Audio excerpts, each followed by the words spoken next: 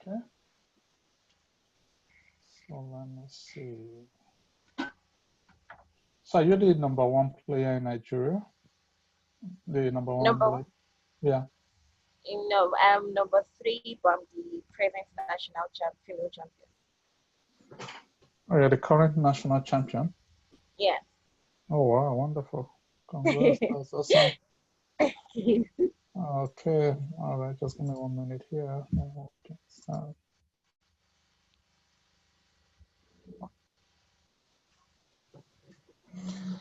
okay, all right, are you ready? Yes. So you get to position your camera away so I can see your, I think it's cutting a part of your face away, but that's okay, so that should be It's okay. better. Okay, so this is good. Okay, so we can start.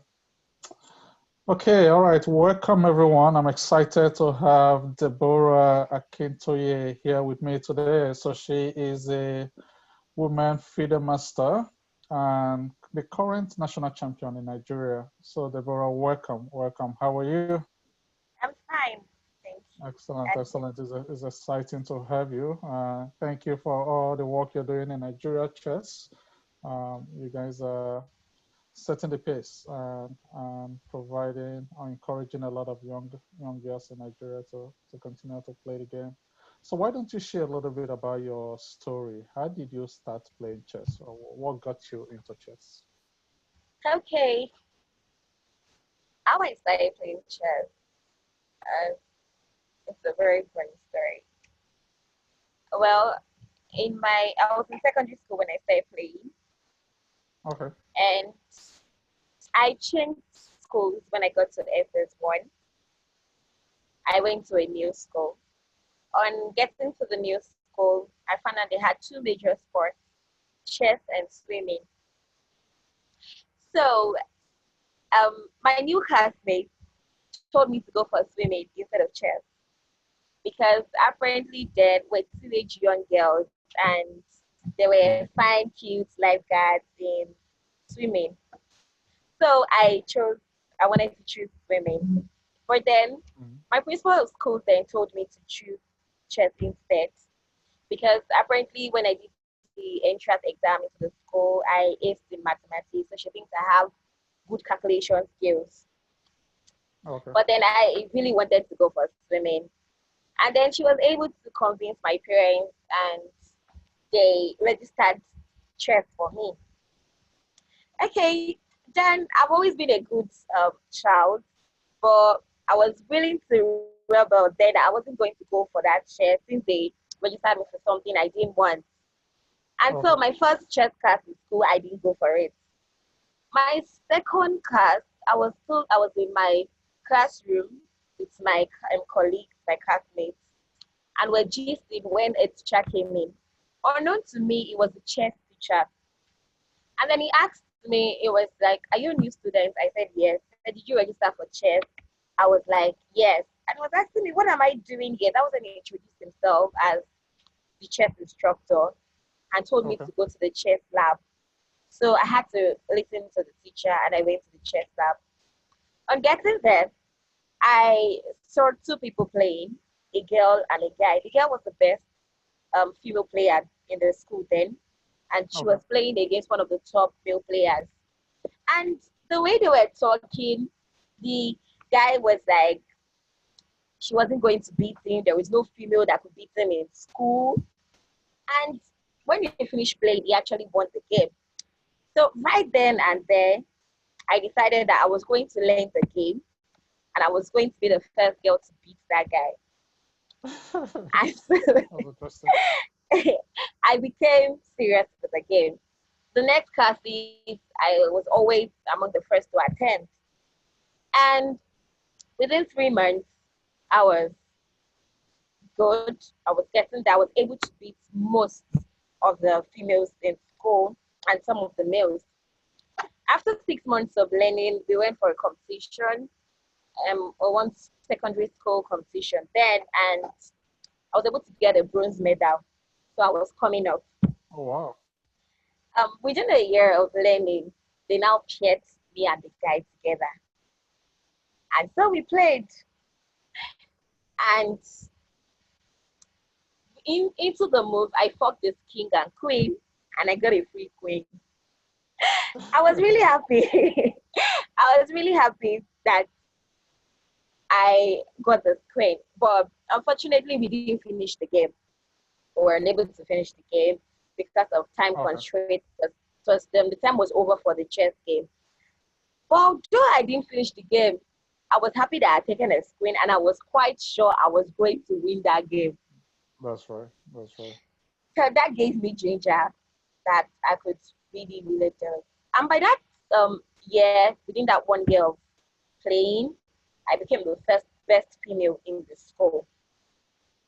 And I also made the male team. I started playing on the male team also. By the second year, I started playing for Lagos State.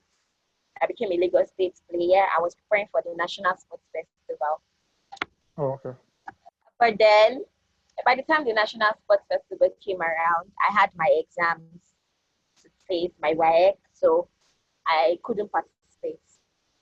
I did all the training with them, but unfortunately, I was unable to participate. But I was still a Lagos State player. Okay, moving on from then, after I was done with my exams, I did my WAEC, I did my JAMB, I was seeking for admission. That first year, I didn't get admission. The year I finished, I didn't get admission because that wasn't the year I did JAMB. I did JAMB the following year. Okay. I missed the JAMB for that year. So by doing that JAMB, I didn't get admission again that second year. And so my father told me to stop chess for a while because all through that point, I was still playing games, still going for competitions. He told me to stop playing that time. Okay. So I had to stop and focus on getting an admission into school. And so for the next 2 years afterwards, I didn't play again. I was just off and on in chessboard. I was mostly off in chessboard. I stopped playing. Yeah. And then, thanks to God, I was finally able to get admission into University of Ibadan. Okay, wonderful. Yeah. And so then when I got admission into University of Ibadan, my chess coach of my secondary school back then got in touch with me again and told me to come back to chess and continue playing since I had a lot of potential. I shouldn't just let it go to waste like that. So I came back into the chess world and I went for this MBL. We had an MBL tournament then, and I played in the Opens 2 category. Okay. Yeah, by playing in the Opens category, they mixed the ladies and the men together. Okay. And I was able to finish with 5.5/7. Time for first. Wonderful. Thank you. Time for first. Wow, wonderful. Yes. So there were other 2 females that tied for first with me also. Okay. Gabake Koka and Torishe Moa. So we were all first. But based on the grade points or something that I did then, I didn't get the cup. I only got the money. Yeah. Okay. So moving on from them, I was involved with school and also playing chess, going for mini tournaments, C4, going for chess league, going for all these small tournaments playing, but I was majorly focused on school.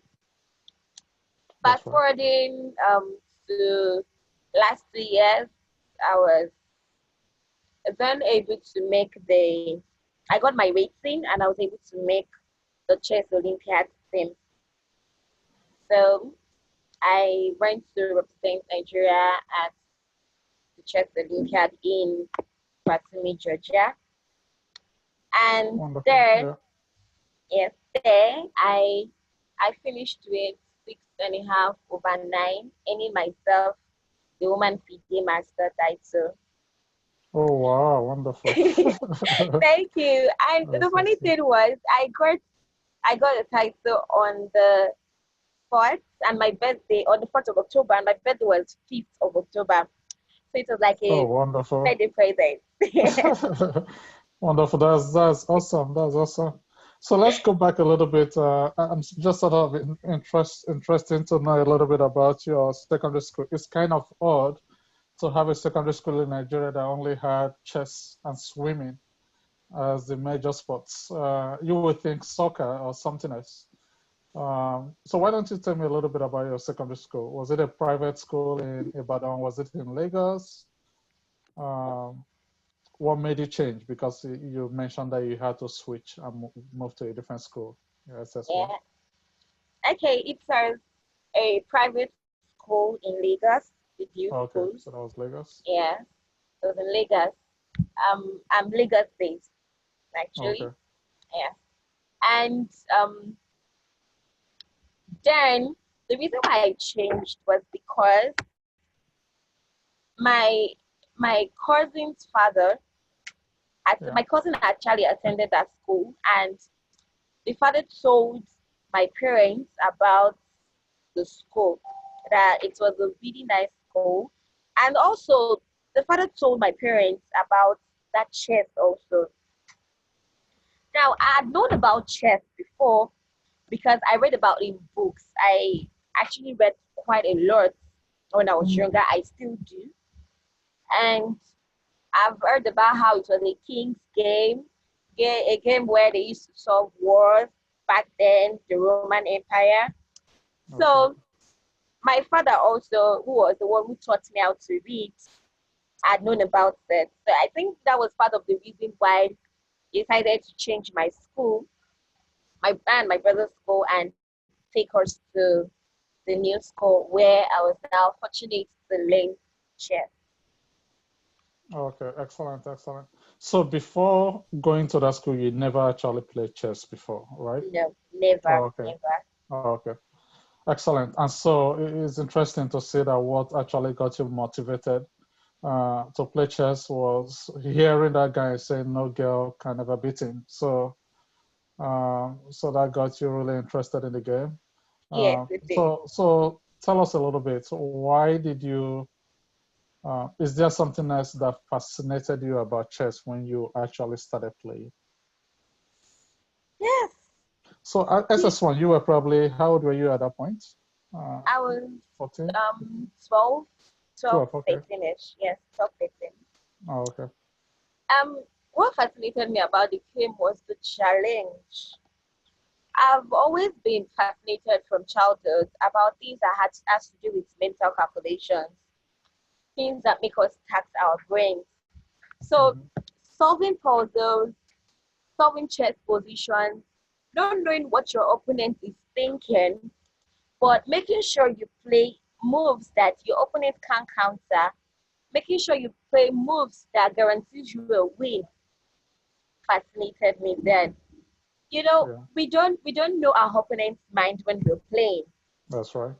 but being able to predict what they're going to play up to a point and countering that move, earning yourself a win, fascinated me a lot. The challenge behind chess games fascinated me a lot back then, drew my attention, made me want to concentrate on it and become very good at it.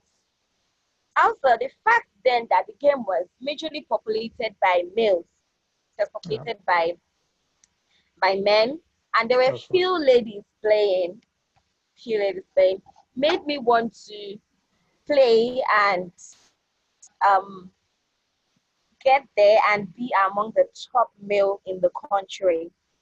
Made me want That's right. to challenge them that when they hear my name, they know that okay, they are meeting a formidable player, That's not right. just any player. That's right. So I mean, that's very interesting. So 3 months in, so you sort of progressed very quickly in the game. So just 3 months into the game, you started winning most of the girls and started doing very well, competing against the other boys. And in 6 months, you were the top girl in the school, right? Yes, so in 6 months, I had a bronze medal in a tournament. Oh, wow. So that's even a great achievement, right? And Yes, this is a tournament of secondary schools, I believe, yes, in for secondary Lagos. schools in Lagos. Oh, okay, wonderful. So how did that make you feel to finish with a bronze medal in your first tournament? What was I that was like? I was very, very surprised. Honestly, I was surprised because even back then, the person that got gold and the person that got silver, we were all on the same point, actually. And they did Mm, a tie break for us. That was how I ended up with bronze because I wasn't quite fast back then. I didn't really know much about blitz back then. Blitz was the time break for us. okay, And then the lady that took second was from my school. The lady that had silver was from my school. okay. And there were people that I was actually looking up to because they were good. Finishing on the same point with them was just like, wow. I seriously couldn't believe it. I seriously couldn't believe it. And I might probably have not been able to achieve it back then if not because of my coach back then, Mr. Boyofo Kende. He really believed in me.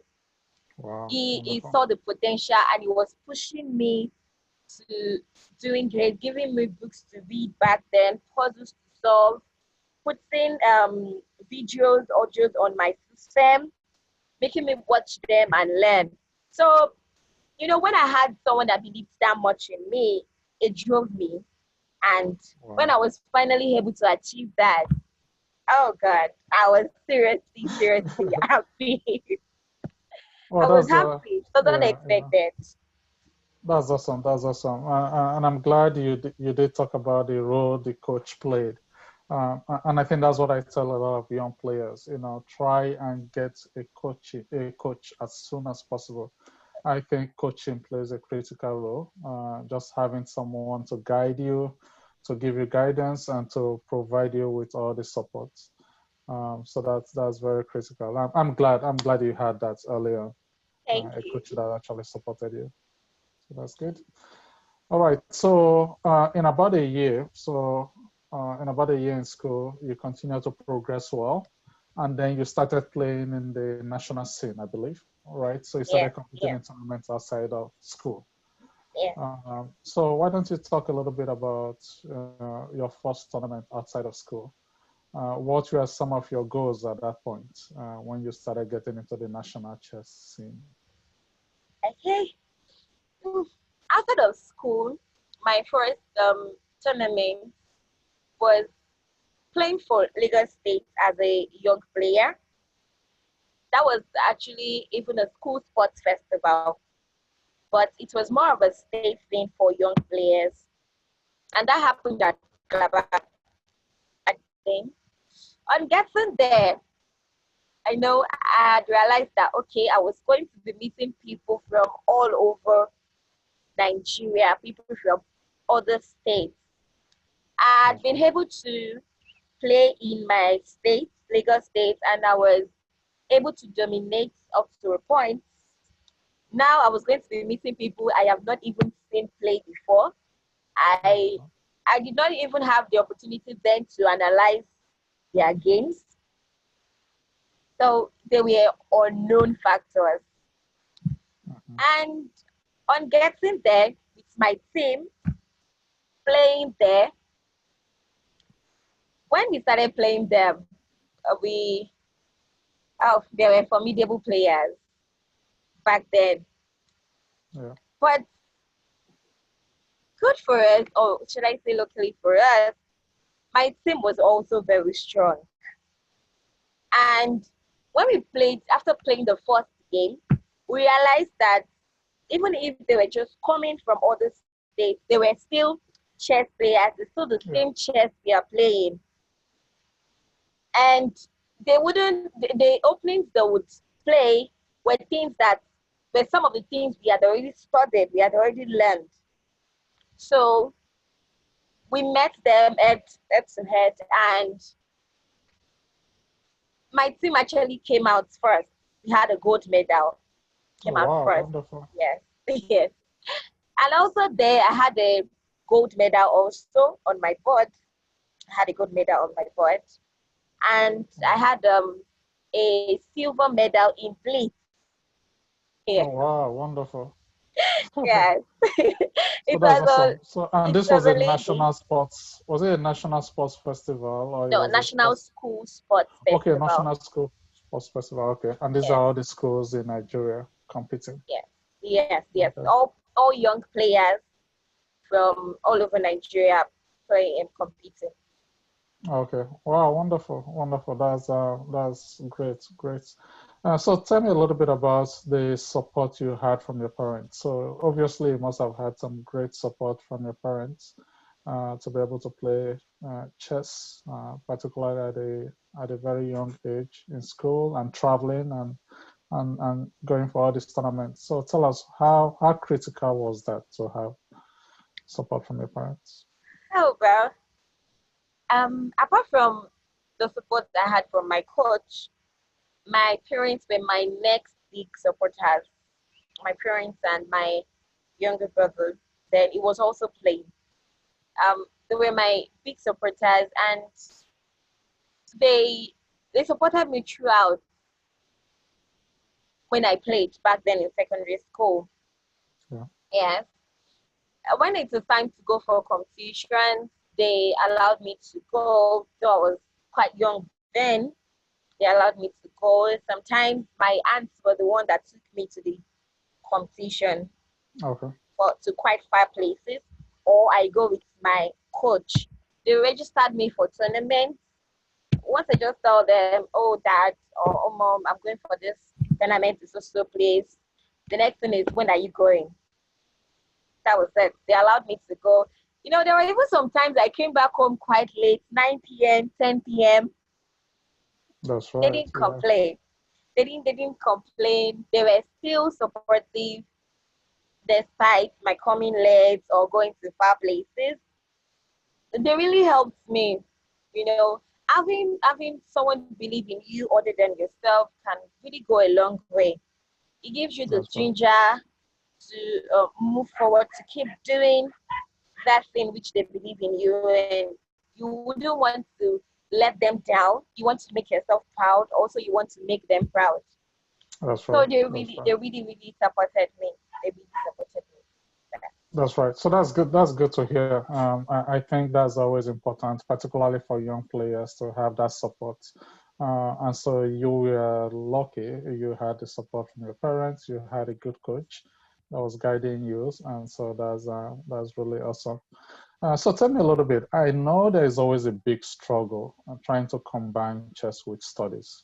Um, and so, how did you do it? How did you do it, particularly in secondary school? It's kind of challenging when you have to do your WAEC or SSC. Well, I don't know what it's called now. You had to write jam. And so, how did you cope? How did you manage to do that? Oh well, um, during the period when I actually wrote my WAEC and JAM, I wasn't playing chess during that period like that. I was still solving puzzles at home, still training, but I wasn't majorly going for tournaments because I had to concentrate on my studies at that point in time. I had to concentrate on passing my exams and furthering my education. Yeah. But while I was still in the secondary school, it was quite easy due to the fact that chess was seen as a curriculum also in the school. Oh, okay. So yes, it That's good. was. So it was made a bit easier that as long as I'm studying my math, my English, my government, I was also studying chess as a course, as a subject also. Oh, So I okay. think that helped a lot. So you actually had a grade for chess? Is that how it Yeah. worked? No, no, no. We didn't have a grade for chess, but it was taught Okay. like a curriculum in the school. Oh, okay. Okay. Oh, Yeah. that's wonderful. So that means the school had a very good. So chess was a big part of the school Yes, it was. in many ways. Okay, so that's good. So the school had a big, so I know you mentioned about a chess lab. So is that like a big chess club with lots of chess boards, clocks, all of that stuff, and books? Yes, a lot of chess Oh, books, chess club. Chess was seen as a major thing in the school. It was. oh, And in the wonderful. chess world, the school was among the chess schools. The school was known as one of the top chess schools in Nigeria. Oh, wonderful. That's good. And that's still the same today, right? That hasn't changed. Do you know? Oh, You I don't know. don't know now. I don't know if it's been it's Oh, been okay. years. Yeah, I know. I know. All right. So tell me a little bit. So now you eventually get into the national scene and get into UI. So tell me, when did you start looking at taking chess seriously at the national level? I mean, when did you see yourself as, did you ever consider yourself as the number one chess player in Nigeria? What were some of the motivations and some of the things you were looking up to or working on to get to that place in the Nigerian chess scene? Okay, considering the national level, when I was chanced to play in the opens category at the MPL, Yeah. after playing there, I actually saw quite a large number of ladies that came and they played, and some of them were in the national team already. On getting to talk to them, see how they play, I decided also that okay, now we are done with the school level. It's time to take that step forward again. On joining the national team, becoming a national player, and playing for Lagos State back then, being a Lagos State player, helped a bit, helped That's right. in achieving that game, in achieving that goal. Sorry, because even at the then we had coaches also at Okay. then we had coaches then, Coach Atibola and Coach Bayo and Coach BC. They also helped me train to become better. They also trained me to become better, and Hmm. they helped me in becoming a national player because due to the training I gained from them, I was able to get a good rating at the beginning, Okay. and that helped me in making the team, the Olympiad team, and going on to play for Nigeria at the Olympiad, becoming a national player, and becoming better in the national world. Okay, so tell me a little bit about that journey of making the national team. I know it's not always easy. I believe you had to play or compete in a tournament, right, to make the national team for Um, the Olympia. yes, as of that 2018 Yeah, Olympiad selection, yeah. um, they selected us due to our rating. Oh, okay, it Due was based on to, rating. Okay. yes. Oh, So okay. I was able, then I was number two in the country. So I was able to make the team. Okay. Wonderful, wonderful. Why don't you share a little bit about your experience in Batomi? So at this point, you were already in UI, right? I believe. Yes, I was already in Europe. Okay, okay. Um, so tell me a little bit about that. About that. What was it like to represent Nigeria in the Chess Olympiad? So that was first. So share a little bit about that. Oh, representing Nigeria back then was um, a big deal. Yes, because now it wasn't at the local level anymore. It is now going international. That's right. It was a really big deal, honestly. Representing Nigeria, my parents were happy, my friends were happy and supportive, and going there, meeting all the players that we only hear their name, That's right. actually seeing them, talking to them. Like I was able to talk to Karana back Oh there. It wow. was Wonderful. yeah, it was really really it was a big thing. I was also able to speak to Judith Polgar. I think, was it Judith or Oh, Susan okay. Polgar? One of the Polgar sisters. Okay. Yes, I even took a picture with them. I was able to meet Wonderful. the World Blitz, the blindfold chess king in blindfold chess. Hmm. I was able to meet so many people that I was looking up to. I was only hearing about them, about their deeds, but actually meeting them face to face, talking to them, learning a few things from them. Now, so it's a really, really big deal. I thank Nigeria for giving me that opportunity back then to taking a step forward in becoming a world acclaimed player. Wonderful. That was really good. That was really good. I know that changes um, a lot of players. You know, experiencing something like that is quite interesting to play at that level, at an international level. Um, so why don't you share a little bit about your goal getting into that tournament? When you played at the Olympiad, were you looking up to, at that point, were you anticipating getting the title as a WFM, as a World FIDE Master? Was that something you had as a goal when you went to Batumi for the Olympiad? And getting to Batumi, actually, before I left Nigeria, I knew that if you had half of your, if you were able to get half of like 4 over 5 point overnight, you were going to get the candidate to title. Okay. And if you're able to have over 75%, you are going to get the FIDE master title. And I think over 90% thereabout, you're going to get the international master title.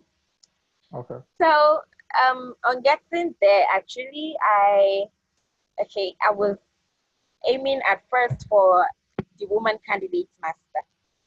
And um, let me see if it's something I can get, because it was my first tournament and Yeah. first international tournament, and getting the title from there seemed like a big deal. Getting 4 for 5 and it's like a big deal. Then so I was aspiring on getting that. I had another teammate of mine, Perpetual. We had that goal together, getting there. Yeah. And when we got the candidate master, we were so happy when we were able to pass the 4.5 That's mark. right. That's right. So we told ourselves that the woman FIDE master is the next title we are aiming for, and we were able to get that also. Yes, we were able to get that. It was just a bit sad that we were not able to get the international master title, Okay. but we're hoping to do that at the next Olympiad. We're hoping to get that the next Olympiad. Okay. Oh, excellent. All right. So why don't you tell me a little bit about that? So now you're looking forward to obviously continue playing chess, uh, but now you're still in school as well, right? So Yes.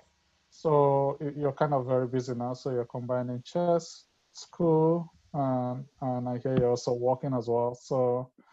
Um, so tell me about your next goal. So it looks like you say your next goal is to get the international master title or the WIM title. So tell me a little bit, how are you preparing yourself for that? Oh, getting the next goal, I am training. I am solving puzzles.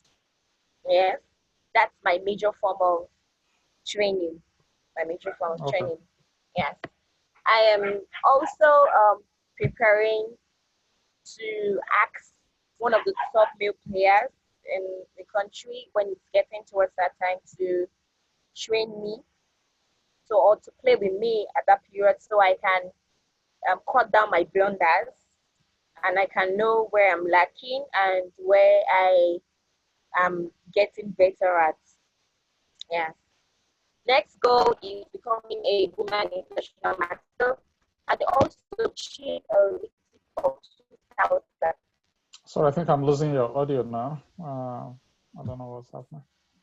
Is it? Better? Yeah, hello. Yeah, go Can you ahead. hear me? Yeah, I can Okay. hear you So now. the next goal is getting a woman international master title Yeah. and also getting a rating of 2,000. Yes. My rating is presently 1.8. I want to reach by the next Olympiad a rating of 2,000. Oh, wow. Okay. So that's going to be a big step. So that's good. Getting to that level is obviously um, going to be good. And I like the fact that you're setting some good high goals for yourself, which is good. Excellent. So tell me about, so right now, are you actively playing right now? Yes, I am Okay. actively playing. Yeah, So I've what been kind of actively playing. tournaments have you been playing lately, and what has your experience been so far? Okay. The only tournament I've played this year was the National Chess Championship, which occurred in March.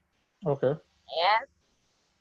And going for that tournament, but to be frank, last year I was a bit on and off because of school.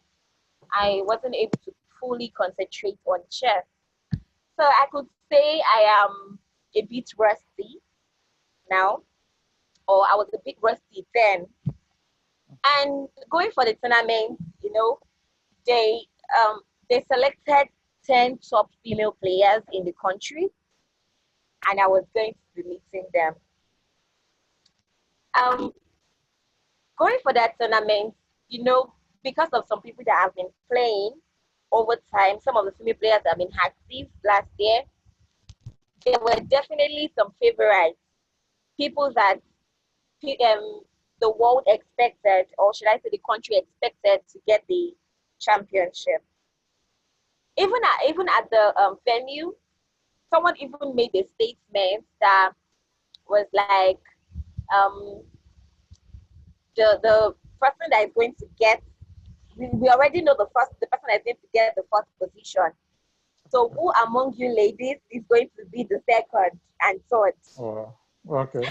And hearing stuff like that, I was just like, okay, I am rusty, I know it. So I am not going to put any pressure on myself. I am just going to go and I'm going to play. That's good. And on playing, I won my first game, won my second game, won my third game. Wow. I won my fourth game, won my fifth game. It was so Mm, surprising to me. And then, people started taking notice and they were that's like, right. are you sure you didn't train before coming to this tournament? And I'm like, I didn't do anything. It's basically the knowledge I had before that I'm applying to these games I am playing. Yeah. So it isn't as if I trained specifically for the tournament. And I drew the sixth game, I drew the seventh game. I actually drew the seventh game against the person that was thought the world thought was going to win the tournament. Mm-hmm. And the first time me and that person played, she beat me. So Okay. I'm playing at the second time. I was just like, whatever happens, happens. Because I knew that she was quite stronger than me Yeah. then when we played. So even if I had lost the game to her, I knew she was stronger than me. So it wouldn't have hurt that much. But on playing with her, I drew the game. And I was really happy that I was able to draw. Yeah. That game even made me happier than even all the other games I won. That's right. That's right. And playing my eighth game, I won that also. And winning that was even very fun because the game was supposed to be a draw. Mm-hmm. I had even offered my opponent the draw. By that time, it was already clear that either I win or draw the game, I was the clear first for that tournament. But then on offering my opponent the game, my opponent declined. She didn't accept.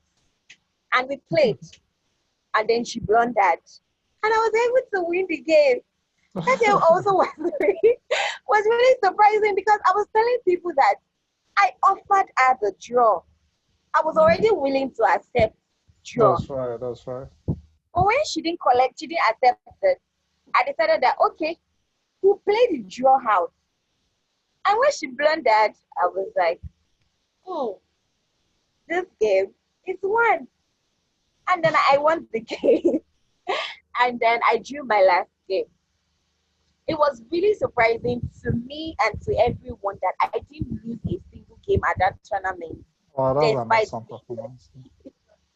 Thank you. Despite being rusty, it was, people didn't really believe me that I didn't train. They didn't really believe me that I just came there with my prior knowledge I had gathered over the years. Yeah. But I knew myself that it was just a very surprising tournament. I was surprised at what I played, at the way I taught, the tactics I played, how I converted games, lost positions, how I converted them. No, I was really surprised. And not losing any game at all. Yeah. That's wonderful. That's wonderful. I wish you had some of those games to share with us. That's what we would have loved to see. So now you're the national champion in the country. That's yes, national wonderful. female champion. National female champion. That's great. So what comes with that? Did you win a boatload of money? Are you gonna represent Nigeria now for something? So what comes with that title? Then they only gave an appearance fee. There was no prize attached to the tournament. There was no prize attached to it. There was only an appearance fee of 100,000 naira for the first position, 80, 70, 60, 50, 40, 30, 10. So quite everyone is every of the 10 player got an appearance fee. With the least being 10,000 naira and the highest being 100,000 naira, which I got. That's right. Yeah. And I was told then that being the national champion qualifies me for an automatic position on the Olympiad team, whatever the selection process may be. Okay, so the next Olympiad is 2020, right? This year? Next, when is it? 2021. They postponed it to next year. Okay, so 2021 now. Okay, and where is that taking place? I've not even looked it up yet. Oh, that's in Russia. Okay, excellent. Okay, so I guess that's something you're looking forward to. But there should be an West African zonal or something like that, right? Did you compete in that? Or has that been postponed? No, I think it has been postponed. Every other tournament after the championship was postponed. So after the pandemic has gone down and tournaments are being reestablished, I would know of all the tournaments which I will attend. Okay, because I mean, as a national female chess champion, I guess the next thing you have to compete at the African zonal, I believe. Yes. Or the West African zonal. I think you go from the West African zonal to Africa zonal. Okay. All right, excellent. So that's good. Congrats, you've done very well for yourself. I'm really impressed that you've done well. So if there are 3 tips that you want to share, particularly for the young ladies that, because I mean, you're still very young. You're 21, 22. So you're very young, but I'm sure there are lots of other younger players or younger ladies that are looking forward and looking up to you. So if there are 3 things you want to share, what are the top 3 things you say young players that are coming up or young girls, what should they be working on to improve? Okay.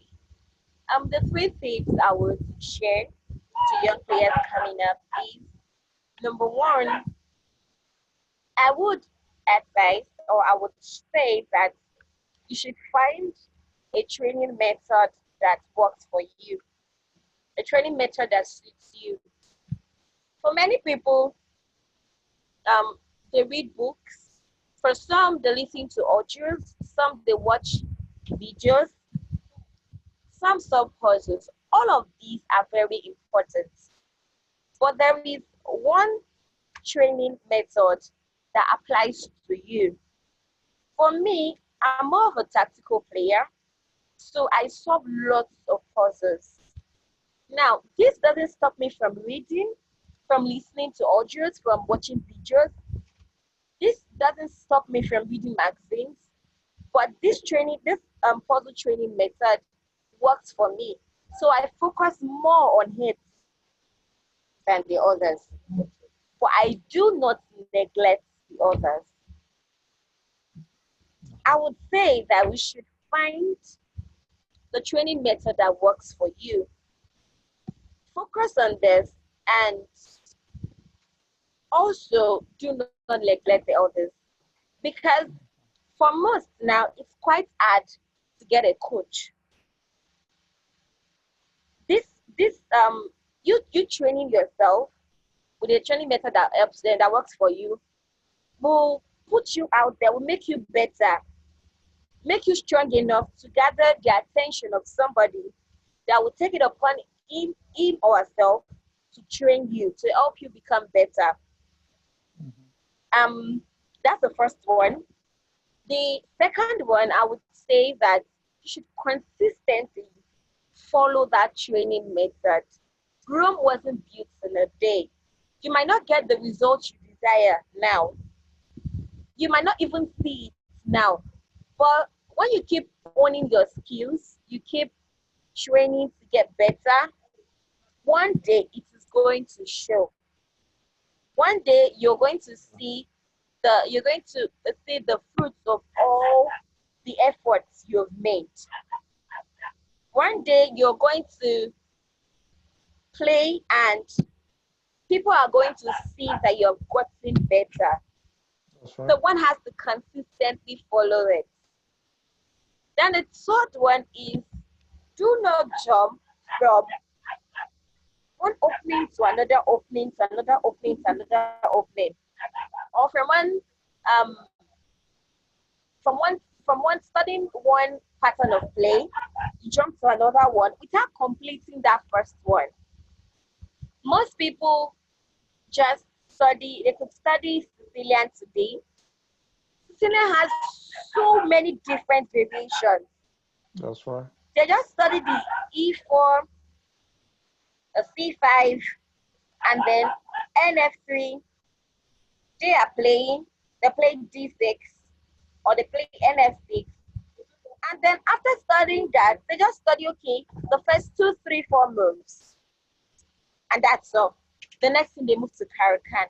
The next thing they move to E4, E5. The next thing they move to Scandinavian. They are not deeply, do not be fleeting about, do not fleet about. That's If right. you can be deeply rooted in your E4, E5, then whoever meets you and plays that against you will meet a formidable player. But when you just study the first 3, 4 lines, and then you move to another one to study it, and then you move to another one to study it, Yeah. by the time you finish playing that 3, 4 lines, you'll be confused on what to play. That's right. And that's where you see people playing what they're supposed to play against Sicilian. You see them playing it against Scandinavian without knowing what to follow, without knowing what they're supposed to do, and then you get yourself into trouble. So I would Wow. say focus on one single opening, Yeah. become very good at it before moving on to the other one. Well, wonderful. I think these are wonderful, wonderful tips. I really love those tips. So I think for those that are listening, I think this is really something you should take to heart, right? So the first point you mentioned, that people should, figure out a way to train, to learn. It may be a combination of getting a coach, reading a book, solving puzzles, or watching videos of openings. But look for something that works for you. And I'm a big proponent of getting a coach, getting someone to actually guide you. I think that is very important. And I like the fact that you had that early on. It was one of the things that contributed to your success. So I think that is critical for everyone. The second point, I love that second point, to stay consistent, right? To continue to practice every day. There's this popular song called "It's Everyday Bro." Uh, it's something that I've adopted. You know, if you want to get good at anything, you gotta do it every day, right? And so, if you want to get good at chess, you gotta practice every day. Find 1 hour a day, 30 minutes a day, and focus on. If it's puzzles you want to work, focus on it. 30 minutes every day, and you will be surprised. 365 days from today, you'll be a different player. 2 years from today, you're going to be a totally different player. And so I love that advice. Consistency pays. The final advice is something I love as well. Focus on a particular opening. Because one thing you find is when you do different things, you spread yourself so thin, you never get good at anything, right? And so I like that idea of focusing on a particular opening, learn it, and go deep inside it. Because once you do that, you become a master. You always win all your games if you play that opening. If you make mistake, you will learn. You go back and practice it. And so I think that is a great advice. That's something I never knew when I was playing. But now I'm beginning to learn, as I work with young kids, I'm beginning to teach them and emphasize, pick an opening that you play as white and only study that opening and just play it.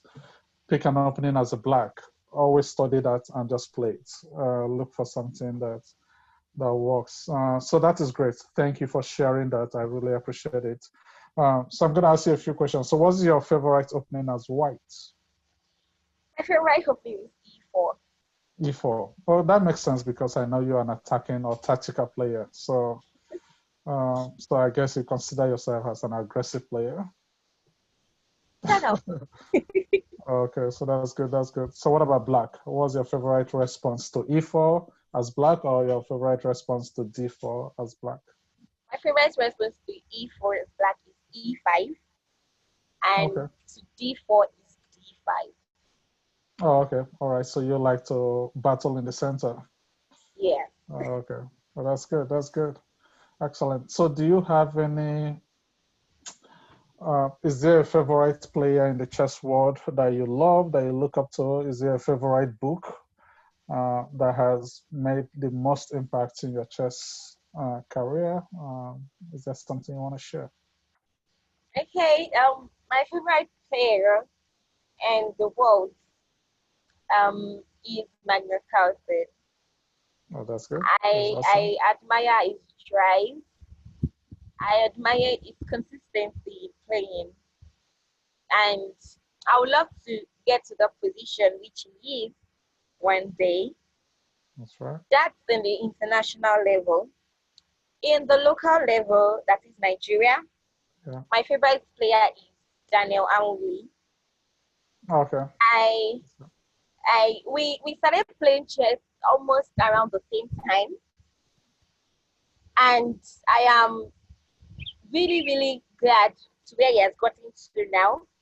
The way he has been dominating tournaments, his consistency in playing, in winning tournaments, I also look up to him and aspire to beat him one day. He's a great guy. I had an interview with him too. So he's an awesome role model for Nigerian chess. So I loved having that conversation with him. So that's awesome.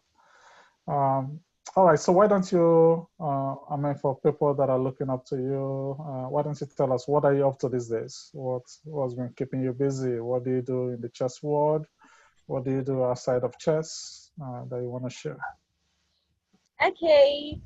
For now, I'm training and getting better for the National Sports Festival coming up.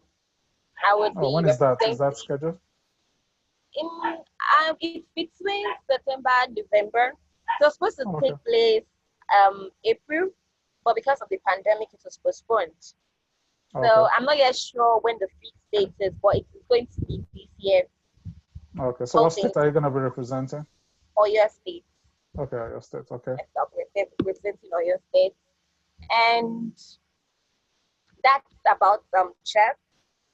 And also, if all the tournaments come up, I would love to go and play and dominate the game, dominate that place, play very well, win my games. That's about chess. Presently now, school is on break because of the pandemic, so school is on hold. And then concerning work, I work in a background check company. So that also is on a part-time basis based on the pandemic. Also, I teach chess in schools here in Ibadan. Oh, I teach wonderful. chess in Okay. schools, yes, secondary schools. I teach chess there. I also do, and I also train UI students. I train the female students Okay. once in a while. Yes, train them, and then train other people also, people with kids, young kids. I train them because I believe if a child can learn from small, if by the time he's getting to our age, getting older, should be a grandmaster. That's right. That's right. So that's wonderful. And that's one of the things we're looking forward to in Nigeria too. I think we have so much talent. We're just not investing enough to get some of these talents to get to the limelight of chess. I'm particularly very disappointed when I hear that we don't have any grandmaster in Nigeria. It's kind of disheartening. Um, and that's the reason why we are setting up this organization, NigerianChessClub.com, to see how we can support our top players and make sure they get international exposure and they get their international titles, so they can support other players. Okay, so that's wonderful. So if people want to get a hold of you, how can people get a hold of you? I mean, people that have been inspired hearing from you, learning so much from you, how can they get a hold of you? Okay, you can get across to me on WhatsApp. Okay. Yeah, my number is 080 Yeah. 33475071. Okay. Can get across to me through that. Can get across to me on Instagram at chess icon one. Okay. Chess icon one. You can get across to me on Facebook at Ash Annie. Or say Ash Annie, ASHANY. Can get across to me through that on Okay. Facebook So also. ASHANY. ANY, yes. Okay. And get across to me through that. There's a space between the ASH and ANY. So you put ASH space ANY. Okay. Okay. All right. Excellent. Wonderful. So thank you. Thank you so much for your time. So now I think we're going to look at a game that we want to review. So I'm going to share. Let me see if I can share my game and you can walk us through this game. Finance. So share screen.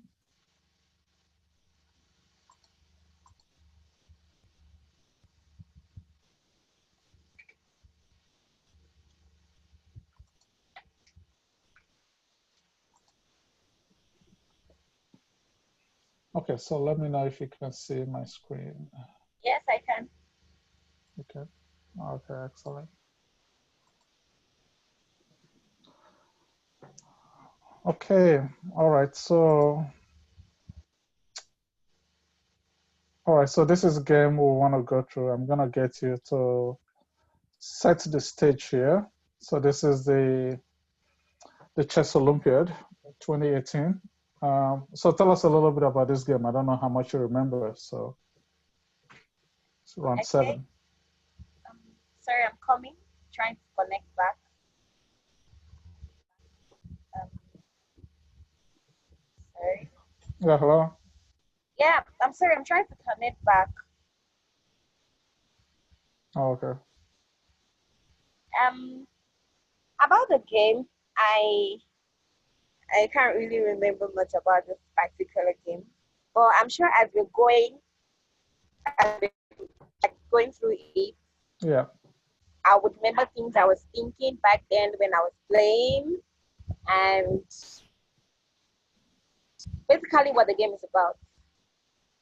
Because at this point you had already gotten, I believe at this point, so this is round 7. So at this point you had already gotten your candidate master Yes. title. Yes. And so now you were chasing the FIDE master. The master, yes. Title. Okay. All right, so let's go. So white, so you are black here. Yes, playing against Kayan Lam. So she started with d4, and so you're a d5 player against d4. So this is kind of strange. I don't typically see this, e3 right away. Was that something that surprised you? What surprised me? No, the fact that she played e3 right here as a second move. I can't see the game from here. I'm coming. Oh, you can't see it. Oh. I want to check it on my phone. I'm sharing my screen, so you can see my screen. I can see your screen, but the pieces are not moving. Oh, really? Okay, hold on. Let's try that again.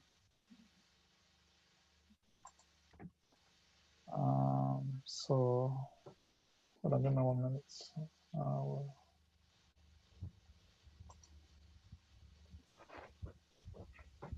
Okay, so I'm gonna start sharing again. Let's see how that will work. I'm checking the game on my phone. Okay.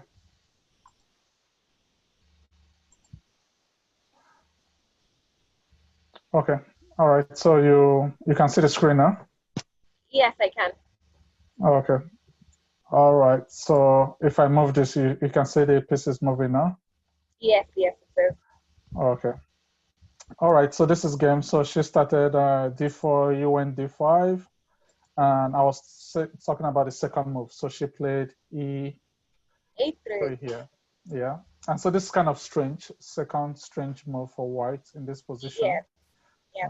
Most people play either NF3 or they play NC3, sorry. That's right. Most people play that, or they play bishop c4. That's right, or they bring out the bishop. That's right. So did it surprise you in this game, playing? Yes, it did. It surprised me, but I was willing to go on with my normal opening against d4. Oh, okay. Oh, okay. Did you study any of our games before this game? Do you remember? Yes, I remember. I usually study each of their games before playing them to know what to prepare against, at least up to a certain level. That's right. Okay. All right, excellent. So here you continued. You brought up your bishop. And she played the knight. Played knight. You brought out your own knight. So this is still opening. And so now she sort of attacked your bishop. Okay. So what were you thinking about here when she attacked your? You said what? I say in this position, what were you considering here? So she now wants to exchange your bishop. When she wanted to exchange the bishop, so you went ahead and moving back. Yes, moving back would have been a wasted move for me because she would still take. And then she would, by taking my bishop again, I would be having a double pawn. And also she would be dominating the center. She would have one move ahead of me. So I decided to take the bishop back. And I knew she was either going to take with her pawn or queen. Most especially, she was going to take with her queen. Because taking with her pawn would have given her a double pawn on the center. And I'll have more play as time goes on. And that pawn might eventually fall later on. But for now, we are still developing our pieces. We are still developing the game. The game is still developing. We are still in the opening, yes. That's right. So she took with her queen. So you developed your knight. She developed her own knight. You played a pawn. She castled. Okay. So this is yeah. So here she went straight to Knight b5. And so putting pressure on your bishop here. Do you know what she was trying to do here? She was just trying to exchange a bishop. I think she was trying to exchange the bishop, or knight takes bishop, or probably she couldn't take the pawn. She couldn't even take the pawn on the rook side, even if she moves her queen there, because then my knight would take her back. So I think basically she was trying to exchange bishops. Just trying to exchange bishops. Okay. So you just went ahead and castled. So I guess you didn't mind losing your bishop. No, I didn't mind. Oh, so she not castled on the opposite side. Okay, well, interesting. So what are you thinking here? So when she castled looks on like the this is gonna be. side, I was like, okay, she wants to bring her attack on my king's side while her king is protected. But to me, it felt a bit off, because if she takes my bishop with her knight and my queen moves into play, I'll also have more attack on her king's side also. So I didn't understand why she castled to the queen's side, but I was willing to watch what her motive was as the game goes on. Okay, all right, excellent. So yeah, I love that move. So now you just took your knight. So that's a very strong square for your knight. She played a rook to protect that pawn. And you just a knight, so she eventually took, and now your queen is developed. Okay, so she played her a pawn.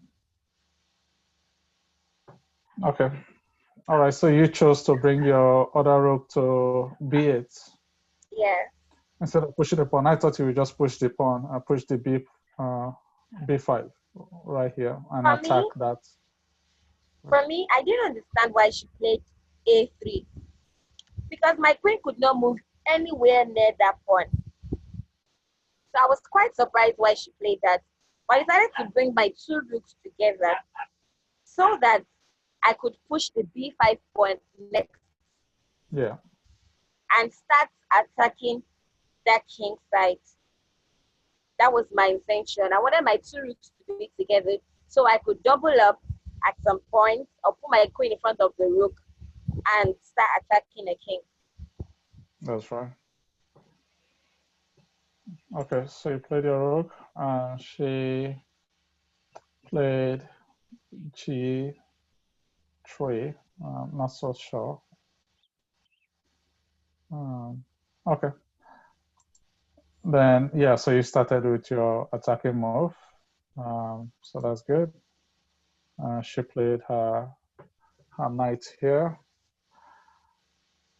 Okay. All right. So I guess I'm sure that's why she played the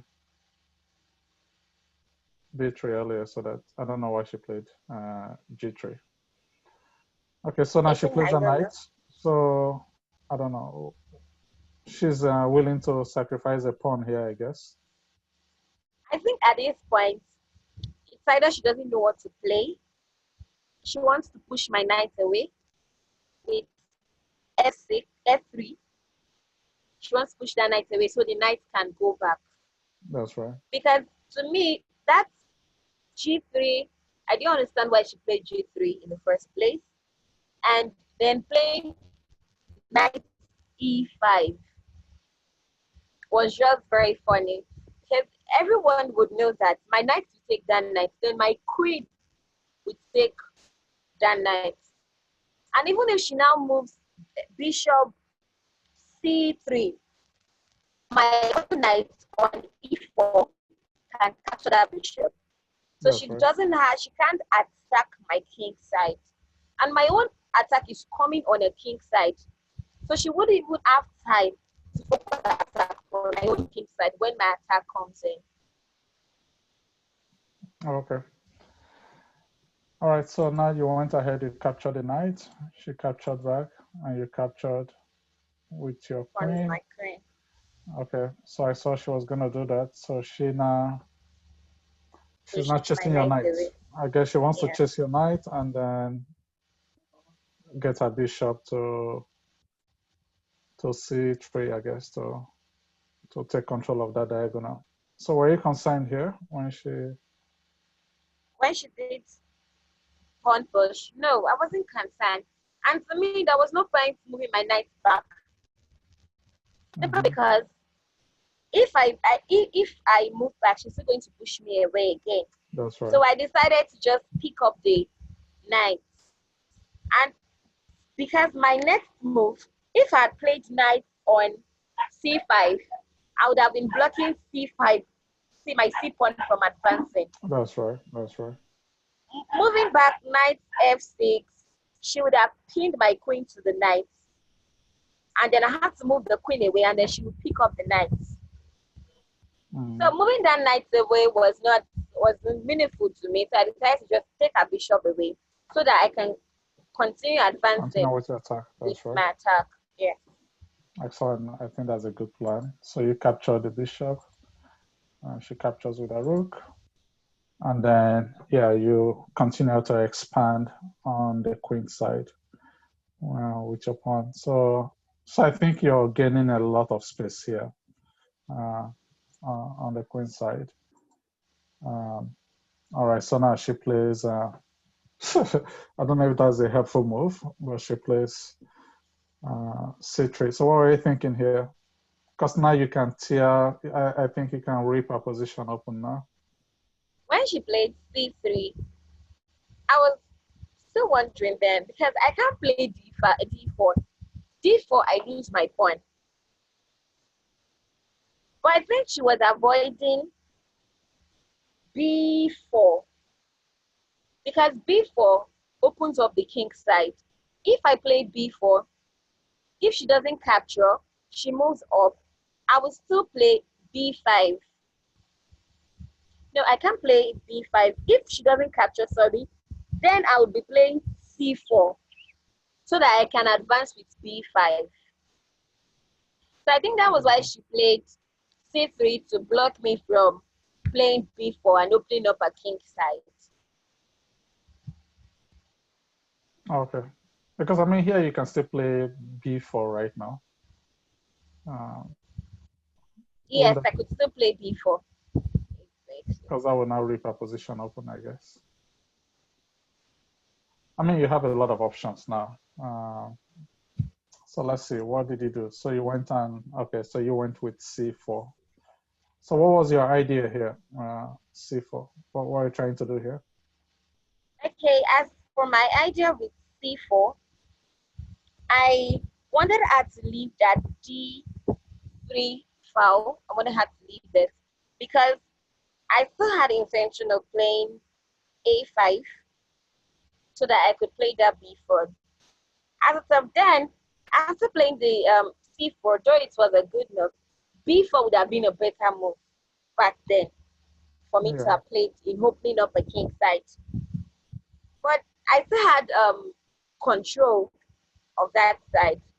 That's right. So I felt she was going to move away from there, and then I was going to she was either going to exchange a coin with me, and then I was going to be able to capture the queen, or I moved to c5. Oh, okay.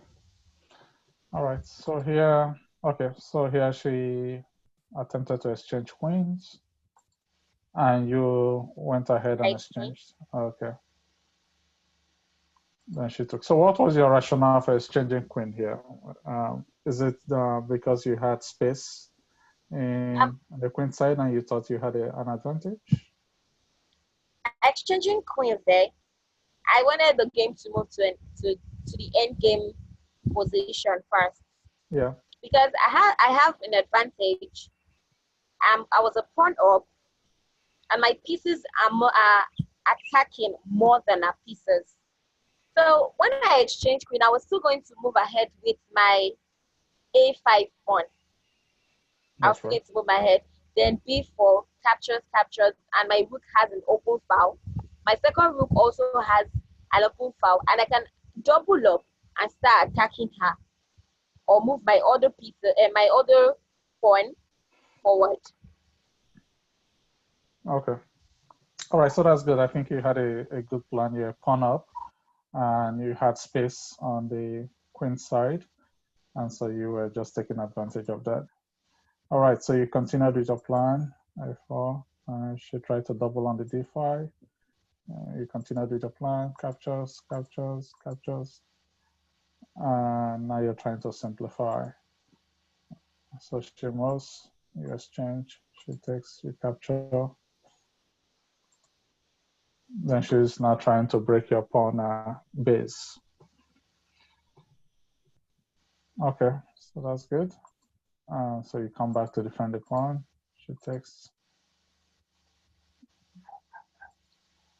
So it looks like your endgame technique is quite good. Is that something you've always been good at with endgame? Endgame, yes, I have, but majorly my strength is usually at the middle games where I have more opportunity to play tactics. Oh, okay. But she simplified the game from the beginning for me. All right, so at this point, I believe at this point, you probably thought you had a winning position. Is that right? Yes, I had a winning position. And when she moved the rook to RD4, I was quite surprised because I didn't see the reason for RD4. You can't come That's to right. RE4 and your rook is not attacking any piece. There's not at that point. I already knew that, okay, this game is a one game for me. That's right. My opponent wasn't attacking. I was bringing the attack to her. And even her defense was not that strong. Yeah. So now you started bringing in your king into the game. Yes.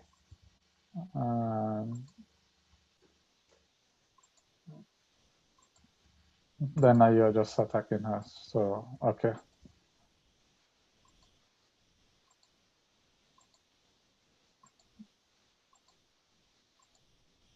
Okay, so at this point, she resigned. Okay, so what was why did she resign here? What are you gonna do? How are you gonna end the game here? I'm moving from here, sorry, to the last game. After I played Rook K5, a rook is going to be it's going to be it's not even it's going to a rook is trapped already. Because That's right. my next move, if she moves E G5, let me see. I was going to capture. No, if she moves G5, yes, I was going to capture it. That's right. No, if she had moved G5, sorry, I could have captured with my H6 pawn. And then that rook might have been able to move, of which I was going to take the F5 pawn. That's right. Yeah. So she was going to be losing at 2 pawns. But if she doesn't move that and she moves something else, my next move was going to be King F4, of which that rook is going to die. So it's either a rook dies or she loses the 2 pawns. That was why she resigned. That's right. So the rook is totally out of play here. Rook is out of it. Oh, wow. She traps the rook herself. Okay. Okay, that's good. This is an interesting game. Excellent. All right. So thank you so much for having this call, for going through this game. I really, really appreciate it. So we'll certainly stay in touch and figure out a way to work together to continue to bring chess to the young girls in Nigeria, and to see what you're going to do next in chess. So we'll be cheering for you as you go for your WIM title. Okay. Thank you very much also for having me for this beautiful interview, for giving me a chance to say my story and reach out to people. Thank you very much for this opportunity. Excellent, excellent. All right. Thank you so much. I appreciate your time. Okay. Thank All right. you So very take care. much. Okay. You too. Bye. Bye.